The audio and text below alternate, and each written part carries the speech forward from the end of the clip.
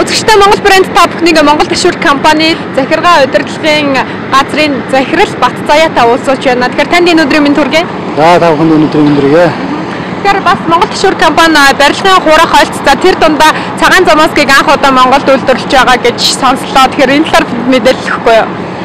За 2014 оноос бид нэр энэ цагаан замаасыг үйлдвэрлэхийн төслөө хэрэгжүүлж эхлээд сая 11 сард одоо үйлдвэрээ бол бүрийн хэмжээгээр ашиглалтанд оруулаад ингээ үйл ажиллагаагаа явуулаад байж байна.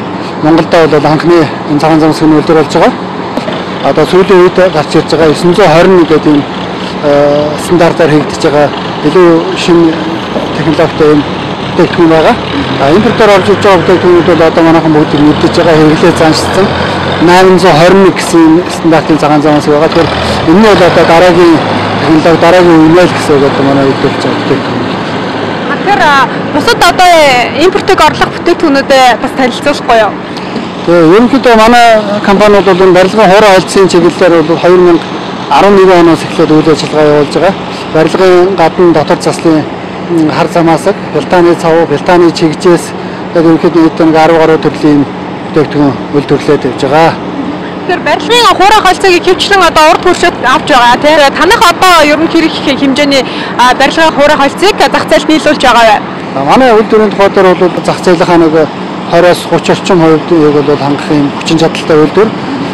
Гэхдээ яг борлуулалтын тухай дээр бол бас яг сонсон хэмжээнд одоо үйлдвэрийн бүрэн хүчин чадалтай борлуулалт хийж чадахгүй байна. Учир нь бол одоо бас импортын бүтээгдэхүүнүүд их байна. Бусад өрсөлдөгчдийн бүтээгдэхүүнүүд их байна. Одоо барилгын компаниуд бас уриалж хэлэхэд Монголдо үйлдвэрлэж байгаа илүү одоо энэ чанартай бүтээгдэхүүнээ бол барилгуудад авч хэрэглээч гэж одоо ерөнхийдөө уриалмаар байна тийм.